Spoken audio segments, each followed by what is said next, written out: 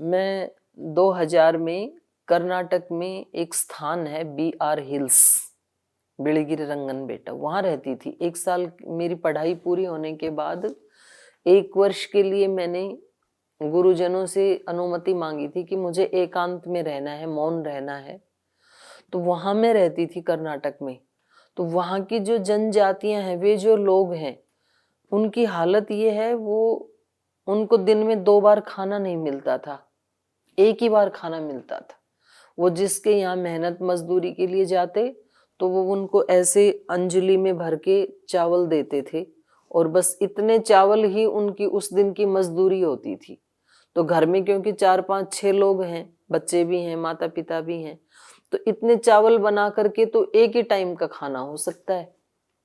और वो पेड़ों के पत्ते तोड़ के उसको पानी में उबाल के उसी में थोड़ा नमक हल्दी डाल के उसको चावल में डाल के उस पानी को ही, उनके पास कोई दाल वाल नहीं होती थी, उसको खा लेते थे। तो मैंने उनसे कहा कि चलो आप उधर दिल्ली। तो बोले दिल्ली तो नहीं जाएंगे। तो मैंने कहा चलो दिल्ली तो दूर है, बेंगलुरु में चलो, कोई ना कोई अच्छी नौकरी मिल जाए। बोले हम अपने पर्वत को छोड़ के बिल्कुल नहीं जाएंगे, आपको अच्छी सैलरी मिल जाए। बोले नहीं, हम बिल्कुल खुश हैं। तो खैर एक दृष्टि से देखें तो वो बेंगलुरु वालों से ज्यादा खुश तो थे, ये तो सच्ची बात है। लेकिन उनको साधन तो मिल सकते हैं, यद्यपि आज वो भी पढ़ने लगे हैं, थोड़ा तो आगे बढ़ रहे हैं। तो मैं ये कह रही हूँ कि व्यक्ति जहां होता है ना, वो अपने उन परिस्थितियों से समझौता कर लेता है। हमारे को ऐसी कहानियां बनाई गई, ऐसे ही फिल्म बनाई गई। कहानियां क्या बनाई गई? एक गांव में एक बहुत गरीब ब्राह्मण रहता था। ब्राह्मणों को हमेशा गरीबी से स्टार्ट किया। सविता जी मुस्कुरा रही हैं। भाई ब्राह्मण है तो गरीब क्यों होगा? बोल जी ज्ञानी जो होते हैं ना, उनके पास तो धन होता ही नहीं है। ऐसी ही पट्टी पढ़ाई गई है हमें कि जो ज्ञानी है, ब्राह्मण है, विद्वान है, उसके पास धन होना ही नहीं चाहिए। इसलिए उन्होंने, उनको कोई धन देता भी है ना, तो वो ये कह कि दूसरे लोग क्या कहेंगे, वो छूते ही नहीं है उसको। और उसका परिणाम ये हुआ कि धन जैसी पवित्र शक्ति असुरों के पास चली गई, वो उसका दुरुपयोग करने लगे। यदि वास्तव में ब्राह्मण के पास होती है, ज्ञानी के पास होती है, किसी सात्विक आत्मा के पास धन शक्ति होती है, तो वो उसका सदुपयोग करेगा, सेवा में लगाएगा। वो नहीं छुएगा तो दूसरे के पास जाएगी। तो कहानी यहां से शुरू होती है। गरीब ब्राह्मण था। आप जितनी भी मूवी देखेंगे ना, उसमें जो जिसको हीरो कहा जाता है, यद्यपि मैंने कोई मूवी देखी नहीं, ऐसा मैंने सुना है। कभी एक मूवी देखी थी मैंने, संतोषी माता, बचपन में, और वो भी आधी ही देखी। हॉल में लेके गए, मेरा जी घबराने लगा, बहुत छोटी बच्ची थी। तो मैंने कहा मेरे को बाहर निकालो इससे, आधी देख के आ गई। कई दिन आरती करती रही फिर थाली लेकर के उसकी। तो ये दिखाया जाता है कि जो हीरो होता है वो बिल्कुल गरीब होता है। कभी कभी तो उसके माता पिता का भी नहीं पता वो किसका बेटा है, और वहां से वो संघर्ष करने लगता है। और जो धनवान लोग होते हैं, उनको हमेशा ये दिखाया जाता है कि धन तो हमेशा बेईमानी से इकट्ठा किया जाता है, 2 नंबर का काम करके इकट्ठा किया जाता है। ऐसे हमारे दिमाग में संस्कार बना दिए। हम ये समझते हैं कि गरीब आदमी हमेशा ईमानदार और अच्छा होता है, और अमीर आदमी हमेशा बुरा और 2 नंबर की कमाई करने वाला होता है। तो ये सत्य नहीं है। कभी कभी धनवान व्यक्ति भी बहुत अच्छा होता है, और कभी कभी गरीब आदमी भी बहुत अच्छा नहीं होता है। तो आवश्यक नहीं है ये कि भाई हम, यदि हमारे पास धन आ जाएगा तो हम आध्यात्मिक नहीं होंगे। हमने अपने देश के युवक युवतियों को योग से, अध्यात्म से यदि अलग किया, तो उसका एक बहुत बड़ा कारण ये भी है कि हमने ये बता दिया कि भाई यदि आप बूटेड सूटेड रहोगे, यदि आप ऐसे कपड़े पहनोगे, यदि आप अच्छी गाड़ी से चलोगे, अच्छी बाइक से चलोगे, तो इसका मतलब आप आध्यात्मिक नहीं हो। तो बच्चों ने कहा जी हमें तो ये तो जरूर चाहिए, हमें बाइक भी अच्छी चाहिए, गाड़ी भी अच्छी चाहिए, मोबाइल भी अच्छा चाहिए। अगर यही आध्यात्मिक होने में बाधा डालता है तो फिर हमें आध्यात्मिक नहीं होना, हमें नहीं पढ़ना योग, हमें नहीं पढ़ने वेद, वो दूर हटते चले गए। और हमने ये मान लिया कि यदि कोई व्यक्ति केवल कटी वस्त्र पहनता है, ऊपर नीचे धोती पहनता है और तिलक लगाता है, मोटी सी चोटी रखता है, इसका मतलब वो सभ्य व्यक्ति है। तो अब उसको अडॉप्ट करने वाले तो थोड़े से लोग मिलेंगे, तो बस इतने ही बच गए धर्म से जुड़ने के लिए या वेद से जुड़ने के लिए। हमें ये बताना चाहिए था कि आप खूब धन कमाओ, खूब साधन जुटाओ, लेकिन तुम इसके साथ साथ अपने रूट को मत छोड़ो, वेद को मत छोड़ो। तो फिर हमारे बच्चे भी जरूर आध्यात्मिक होते। तो सबसे पहले व्यक्ति के अंदर अभिप्सा होनी चाहिए कि मैं कहीं भी हूं, किसी भी परिस्थिति में हूं, धनवान हूं, मिडिल क्लास हूं, गरीब हूं, लेकिन हूं तो भगवान का बालक। तो भगवान की संपत्ति पर, भगवान के ऐश्वर्य पर, भगवान के ज्ञान पर मेरा पूरा पूरा अधिकार है, उसको प्राप्त करने का, उसको अनुभव करने का। और मैं इसके लिए जो भी इसके लिए प्रयास करना है वो मैं करूंगा। हमारे बच्चे धन कमाने के लिए या पढ़ाई करने के लिए, डिग्रियां लेने के लिए क्या कम प्रयास करते हैं? कोई भी कंपटीशन पास करने के लिए कितना प्रयास करते हैं? रात को 12, 1, 2 बजे तक पढ़ाई करते हैं। तो प्रयास में कोई कमी थोड़ी है। तो यदि वो इस तरफ भी थोड़ा प्रयास करेंगे तो इस तरफ की भी शक्तियां उनको प्राप्त होंगी, क्यों नहीं होंगी? हम सबको भी होंगी। हम क्या कम प्रयास करते हैं? सुबह 4 बजे से लेकर के रात को 9-10 बजे तक दिन भर कितनी सेवा करते हैं हम। चाहे वो सेवा हम घर में करते हैं या संगठन में करते हैं या ऑफिस में करते हैं, ड्यूटी जाते हैं, पर पुरुषार्थ में तो कोई कमी नहीं है किसी के भी पुरुषार्थ में।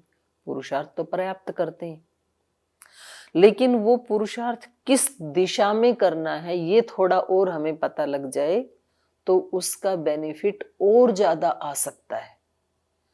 मैं आपको कोई भी कार्य छोड़ने के लिए या नया करने के लिए नहीं कह रही हूं। आप जो कार्य करते हैं, जो भी आपके कर्तव्य कर्म हैं, आप वही करते रहिए और वही कार्य करते करते आप एक ऋषि का बन सकती हैं, आप एक ऋषि बन सकते हैं।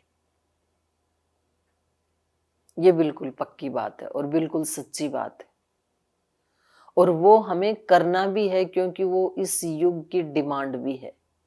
ये जो 21वीं सदी है, यद्यपि इस क्लास में कुछ भाई भी जुड़े हुए हैं, लेकिन बहनों की संख्या 99% है।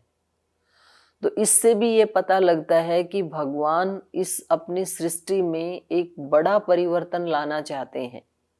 अब मानवता को भोग से हटा करके योग से जोड़ना चाहते हैं, दुख कष्ट क्लेशों से हटा करके सुख समृद्धि के साथ जोड़ना चाहते हैं। और उसके लिए भगवान जी मातृशक्ति को निमित्त बनाना चाहते हैं, हम सबको निमित्त बनाना चाहते हैं। तो हमें भगवान की उस ऑफर को, उस कृपा को स्वीकार करना चाहिए और उसको स्वीकार करके हमारे दिल में ये अभिप्सा हो कि हम भागवत शक्तियों से अपना संपर्क बनाएं। इसके लिए अभिप्सा, फिर इसके लिए पुरुषार्थ। पुरुषार्थ में कोई कमी नहीं है। आप सुबह, जो व्यक्ति सुबह जल्दी उठ सकता है वो अपने जीवन में कुछ भी अचीव कर सकता है। बिल्कुल पक्की और बिल्कुल सच्ची बात है ये। तो तीसरा है गुरु कृपा।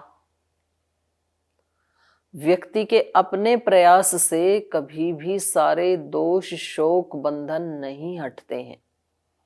एक सीमा तक तो प्रयास काम करता है, लेकिन उसके आगे तो गुरु कृपा से ही उन दिव्य शक्तियों से संपर्क होता है।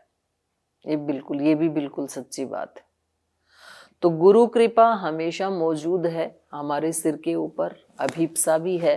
तो बस अब हमें अपने 1 घंटे को आध्यात्मिक नहीं बनाना है, अपने 24 घंटे को हमें आध्यात्मिक बनाना है। इतना प्रयास हमें करना है। हर काम करते हुए हम आध्यात्मिक रहेंगे, योगी रहेंगे, योगिनी रहेंगे। यहां तक कि रात को सोते हुए भी हम निद्रा नहीं, योग निद्रा करेंगे। आपने नाम सुना होगा ना, योग निद्रा। दोनों में अंतर है, निद्रा में और योग निद्रा में। तो रात की जो निद्रा है हमारी 6 घंटे की, वो भी निद्रा नहीं होनी चाहिए, वो भी योग युक्त योग निद्रा होनी चाहिए। और फिर जीवन में वही घटित होगा जो हम अपने गुरुदेव के जीवन में घटित होता हुआ देख रहे हैं। जो कल खिलेंगे वो फूल हम हैं, तुम्हारे चरणों की धूल हम हैं। आज तो मेरे दोनों साइड में ना फूल रखे हुए हैं, देखो कितने अच्छे लग रहे हैं, खिले हुए। और भगवान जी कह रहे हैं बीच वाला फूल तू भी खिल जा। तो ये कल खिलने वाला है, कली टूट रही है इसकी भी। तो जो कल खिलेंगे वो फूल हम हैं, हम सब वही फूल हैं, क्योंकि हम उसी रास्ते के ऊपर चल रहे हैं। पूज्य गुरुदेव ने चेंज करवा दिया ना इस भजन को, नहीं तो पहले गाते थे जो खिल सके ना वो फूल हम हैं। जो कभी नहीं खिल सका, तो अभी तक नहीं खिला, और हो सकता है पहले भी कई बार खिल चुका। हम सब कई बार पहले भी मोक्ष में, मुक्ति में जा चुके, फिर प्रमाद किया, फिर वापस आ गए। अब फिर प्रयास करेंगे, फिर गुरु कृपा के पात्र बनेंगे, फिर खिल जाएंगे। तो इसके लिए हमें क्या करना है, हमारा जो पूरा लाइफस्टाइल है बस उसको केवल दिव्यता से, योग से युक्त रखना है, दिव्यता से युक्त रखना है, भगवत्ता से युक्त रखना है, गुरु कृपा से युक्त रखना है। देखो संसार तो ऐसा ही रहेगा, संसार को ठीक करने के चक्कर में अपना नुकसान नहीं करना है। संसार जैसा है वैसा ही रहेगा, संसार का यही स्वरूप है।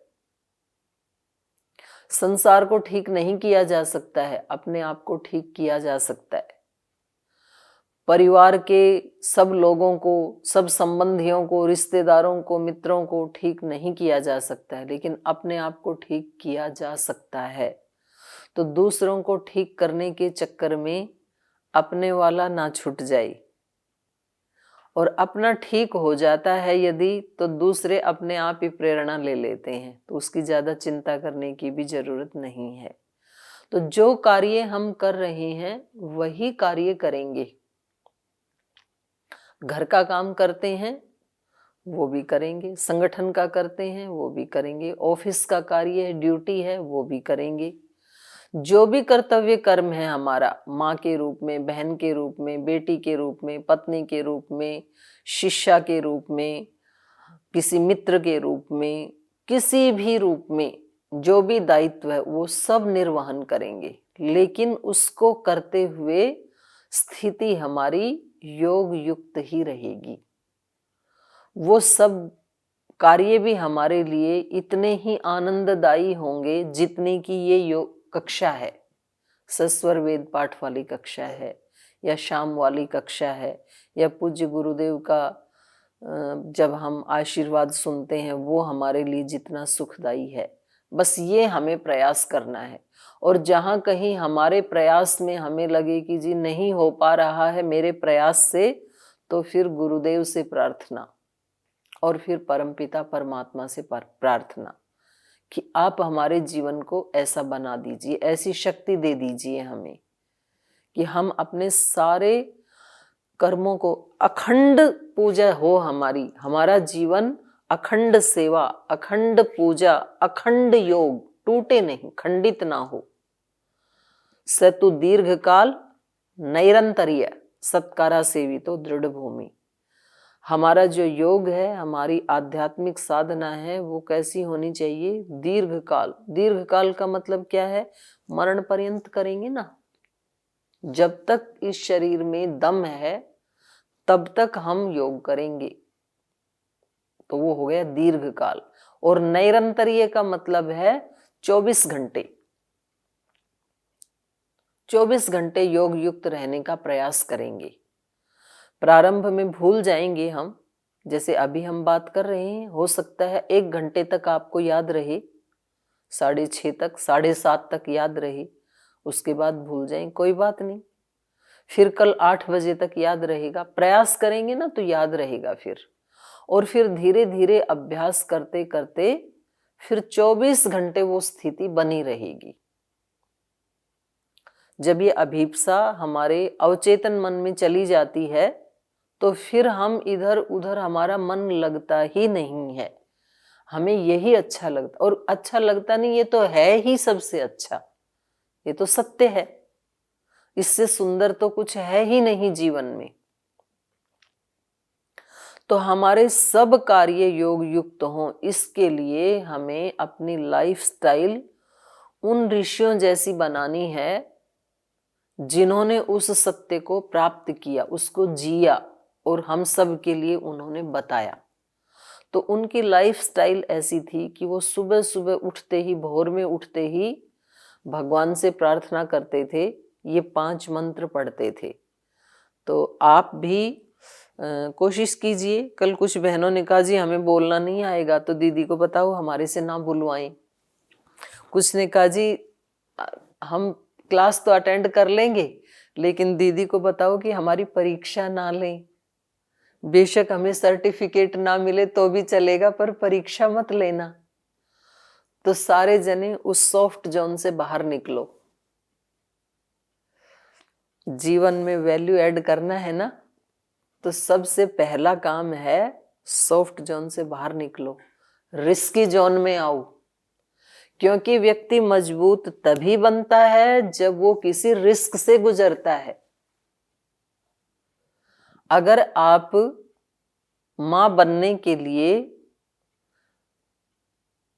प्रसव पीड़ा को सहन करने का रिस्क नहीं लेते तो क्या आप किसी पुत्र पुत्री का मुंह देख सकते थे? नहीं देख सकते थे। तो रिस्की जोन में आओ, आप जान पूछ करके आओ। परीक्षा देनी है और उसके लिए मेहनत भी करनी है। हमारी माता मंजूश्री जी ने देखो इस अवस्था में एमए कर लिया योग से, और अभी पीएचडी की तैयारी है। और हमारी सीमा माता जी ने कर लिया, इनकी भी डॉक्टर बनने की तैयारी है। मेरे को कई बार कह चुकी हैं आप मेरी गाइड बन जाओ, तो इनकी हम पीएचडी भी करवाएंगे। हमारे सामने तो जितनी बहनें बैठी हैं उन सब की ज्ञान की दृष्टि से, सांसारिक दृष्टि से भी उनका ज्ञान अव्वल दर्जे का नंबर 1 होना चाहिए, और आध्यात्मिक दृष्टि से भी हम सब का जीवन पवित्रता की दृष्टि से, सेवा की दृष्टि से, समर्पण की दृष्टि से, भक्ति की दृष्टि से नंबर 1 होना चाहिए। और आप लगे हैं उस कार्य में। आप सबको बहुत शुभकामनाएं हैं मेरी भी, और पूज्य गुरुदेव का आशीर्वाद हम सबके ही ऊपर है। हम अपने जीवन को एक दीपक की तरह जला करके, और फिर हजारों दीपक हमारे माध्यम से जलें, ऐसी अभीप्सा रखते हैं। तो उसके लिए ये प्रातः काल आप अपने इसको अनम्यूट कर लीजिए, इन मंत्रों का उच्चारण आप मेरे साथ कीजिए। तो आप मेरे साथ साथ बोलेंगे, ओम प्रातरग्निम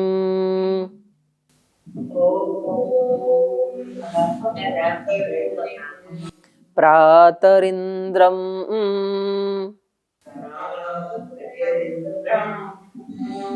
हवामहे प्रातर्मित्रावरुणा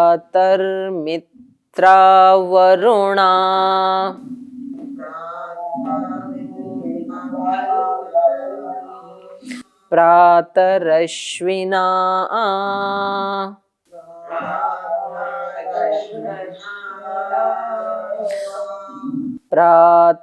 प्रातर्भगम्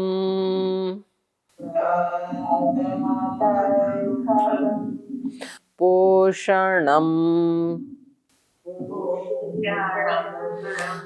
ब्रह्मणस्पतिम्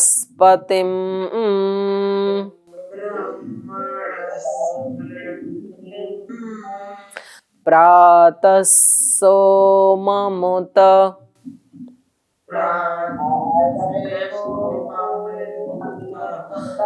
रुद्रम हुवेम।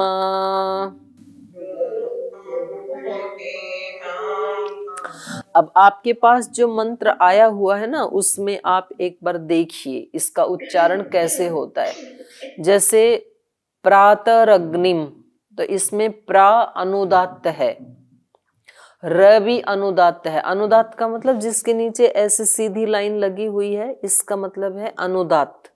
जैसे त के ऊपर कोई निशान नहीं है, इसका मतलब है ये है उदात्त।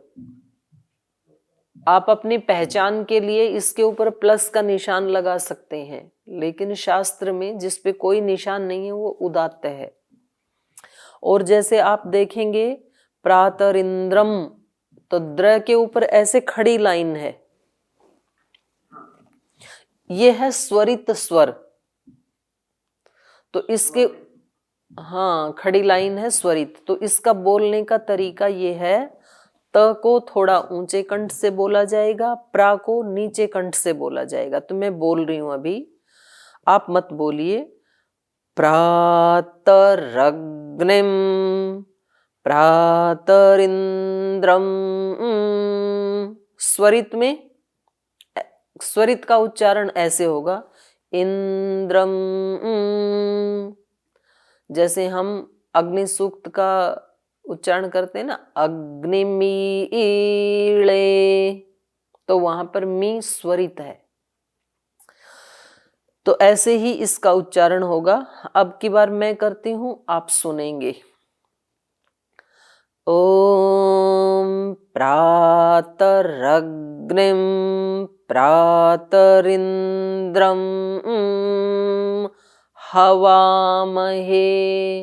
हवामहे जो है वो एक श्रुति है। जो खड़ी लाइन है स्वरित, उसके बाद जो आता है वो एक श्रुति होता है, उसको बोलते हैं एक श्रुति। एक श्रुति का मतलब है ऐसे सीधे एक लय में बोलना। और इन मंत्रों के उच्चारण के भी दो तरीके हैं। एक तो है सस्वर वेद पाठ। सस्वर माने जिस वर्ण के ऊपर जो स्वर लिखा हुआ है वैसे ही उसका पाठ करना, ये एक तरीका है। दूसरा है एक श्रुति। एक श्रुति का मतलब है आप कोई भी स्वर न लगा करके उच्चारण शुद्ध करें बस। तो उसका भी विधान किया है आचार्यों ने। तो दो तरीके हैं इसके। प्रातरग्निम प्रातरिंद्रम हवामहे प्रातर्मित्रा वरुणा प्रातरश्विना प्रातर्भगम पोषणम। ण में अनुदात है तो मैंने उसको नीचे लाया। पोषणम ब्रह्मणस्पतिम प्रातः सोममुत रुद्रम हुवेम। ऐसे इसका उच्चारण होगा। तो ऋषि क्या करते थे, सुबह उठते ही प्रातः अग्निम, हवा महे जो है ये क्रिया रूप है, ये सबके साथ जुड़ेगा। प्रातः काल उठते ही मैं अग्निम हवा महे, अग्नि को बुला रहा हूं। हवा महे माने आह्वान करना, बुलाना। प्रातः अग्निम हवामहे प्रातः इंद्रम हवामहे प्रातः मित्रा वरुणा हवामहे प्रातः अश्विना हवामहे। सुबह उठते ही मैं इन सब दिव्य शक्तियों का आह्वान करता हूं या करती हूं। सबसे पहले अग्नि का, फिर इंद्र का, फिर मित्र का, फिर वरुण का, फिर अश्विना। ये सब ईश्वर के ही नाम हैं। ईश्वर को अग्नि क्यों कहते हैं? अग्नि का मतलब होता है अग्रणी, जो आगे ले जाने वाला है। अग्नि का मतलब होता है जो प्रकाश देने वाला, अंधकार को मिटाने वाला है। अग्नि का मतलब होता है जो हमारे अंदर ट्रांसफॉर्मेशन करने की शक्ति रखता है, रूपांतरण करने की शक्ति रखता है, उसको अग्नि कहते हैं। तो ये अग्नि भौतिक अग्नि का नाम भी है, राजा को भी अग्नि कहते हैं, गुरु को भी अग्नि कहते हैं, और परमपिता परमात्मा को भी अग्नि कहते हैं, क्योंकि ये हमें आगे ले जाते हैं जीवन में। अग्नि अग्रणी भवति, माता पिता आगे ले जाते हैं, गुरुजन आगे ले जाते हैं, ईश्वर तो आगे ले जा ही रहा है हम सबको, राजा भी आगे ले जाता है, अच्छा उसका यदि राज हो तो गुरु भी आगे ले जाता है। और इनके अंदर ट्रांसफॉर्मेशन की शक्ति होती है, रूपांतरण करने की शक्ति होती है। गुरु रूपांतरित कर देता है, अग्नि रूपांतरित कर देती है। अग्नि में आप कोई चीज डालते हैं तो उसका स्वरूप चेंज हो जाता है। सूखी लकड़ी डालते हैं और बिल्कुल अग्नि रूप हो जाती है, उसका रूप ही बदल गया। अब आप उसको हाथ से टच नहीं कर सकते। अग्नि में कोई धातु डालते हैं तो उसके सब मल नष्ट होकर के, जैसे सोना डालेंगे तो 24 कैरेट वो कुंदन बन जाएगा। फिर कोई भी चीज अग्नि से गुजारी जाती है तो उसके स्वरूप का रूपांतरण हो जाता है। आप चावल को अग्नि पे चढ़ाते हैं, तंडुल को, और उसका भात बन जाता है। फिर तो उसका रूपांतरण करने की सामर्थ्य अग्नि में है। तो हम सुबह उठते ही एक ऐसी शक्ति का आह्वान कर रहे हैं जो हमारा आमूल चूल परिवर्तन करे। जो हम यहाँ खड़े हैं, हमें यहाँ से आगे ले जाने वाली शक्ति, हमारी चेतना को आगे ले जाने वाली शक्ति का हम आह्वान करते हैं। प्रातः अग्निम हवामहे, प्रातः इंद्रम हवामहे। इंद्र माने शक्ति, क्योंकि रूपांतरण के लिए शक्ति की भी जरूरत होती है। तो निर्बल व्यक्ति कभी कुछ नहीं कर सकता है। नायम आत्मा बलहीनेन लभ्य। बलहीन व्यक्ति, शाम वाले पाठ में ना 2-3 दिन पहले कुछ भाई बहन प्रश्न पूछ रहे थे, जी क्या करें, दूसरे खुशी नहीं होते हैं, दूसरे ऐसे कहते हैं, वैसे कहते हैं, तो जी क्या करें? अपने आप को बलवान बनाओ। बलवान होता है ना, उसको कोई कुछ नहीं कहता, उसको आके सब नमस्ते करते हैं। ये इस सृष्टि का ही ये रूल है। धनवान व्यक्ति, बलवान व्यक्ति, ज्ञानवान व्यक्ति, बुद्धिमान व्यक्ति, सेवावान व्यक्ति, किसी भी दृष्टि से जो बलवान है उसको कोई सताता नहीं है, और जो कमजोर है उसको सब सताते हैं। आपके दांत बलवान है, मजबूत है, तो जिह्वा पीछे रहती है, नहीं कट ना जाए दांत के बीच में। और जिस दिन आपका कोई दांत हिलने लगेगा ना, तो जिह्वा बार बार वहीं जाके लगती है। मतलब कमजोर को अपने अंग भी सताने लगते हैं, हिले हुए को और हिलाने लगती है जिह्वा। तो ये सृष्टि का नियम है, अपने आप को बलवान बनाएं हम, हर दृष्टि से कमजोर ना रहें। ये सृष्टि कायर कमजोरों के आनंद के लिए नहीं है। वीर भोग्या वसुंधरा। तो हम सुबह सुबह शक्ति का आह्वान करते हैं। प्रातः इंद्रम हवामहे, प्रातः मित्रा वरुणा। सुबह सुबह हम उस मित्र शक्ति को आह्वान करते हैं, क्योंकि ईश्वर जैसा मित्र जिसके पास है उसको फिर संसार के किसी मित्र की आवश्यकता नहीं है, या सारा संसार ही उसका मित्र बन जाता है। प्रातः वरुणा। वरुण, वरुण वो होता है जो पश्चिम दिशा का देवता है। तो हम जो भी कोई गलत काम करते हैं तो वो पीछे से हमें पकड़ लेता है। तो ऐसी शक्ति भी हमेशा हमारे साथ रहे कि गलत काम करते ही वो हमें हटा दे वहां से, उसका हम आह्वान करते हैं। उसका नाम है वरुण। और प्रातः अश्विना। अश्वी कुमार, अश्विनी कुमार वो हैं जो हमारे शरीर को, प्राण को स्वस्थ रखते हैं। तो जो हमारा राइट लेफ्ट जो प्राण है वो ही अश्वी है, तो उसके लिए भी हम आह्वान करते हैं सुबह सुबह। तो ये आधी पंक्ति का अर्थ हुआ। प्रातः प्रातर्भगम पूषणम ब्रह्मणस्पतिम प्रातः सोमम उत रुद्रम हुए मैं, ये सब भगवान की दिव्य शक्तियों के ही नाम हैं। इसके लिए मैं कल इसकी व्याख्या करूंगी विस्तार से। उस भग का आह्वान करते हैं, उस पोषण करने वाले पूषा का आह्वान करते हैं। ब्रह्मणस्पति जो सब विराटों का भी विराट है, परम विराट है, जो महान है, उस अनंत का आह्वान करते हैं। प्रातः सोमम, क्योंकि सारी शक्तियां मिलने के बाद फिर व्यक्ति में कहीं अहंकार ना आ जाए, इसलिए शांति भी बनी रहे, उस सोम का आह्वान करते हैं। उत रुद्रम, कहीं सौम्यता आते आते बिल्कुल ठंडे ही ना पड़ जाएं, इसलिए उस रुद्र रूप का भी आह्वान करते हैं। तो आप इस मंत्र के ऊपर थोड़ा चिंतन करके आइए कि कैसे परस्पर विरोधी शक्तियों का कॉम्बिनेशन है इस मंत्र में, और उन सब का आह्वान सुबह उठते ही किया जाता है, पहले ही मंत्र में। और ऐसा जो करते थे ऋषि, उनका जीवन कैसा होता था, और ये सारी शक्तियां मेरे जीवन में यदि आए तो मेरा जीवन कैसा बनेगा। तो इस पर आप चिंतन करके आइए, ये आपके लिए आज का होमवर्क है। तो बाकी के जो 4 मंत्र हैं उसको फिर हम कल पढ़ेंगे। आज समय हो गया, आज यही विराम लेते हैं।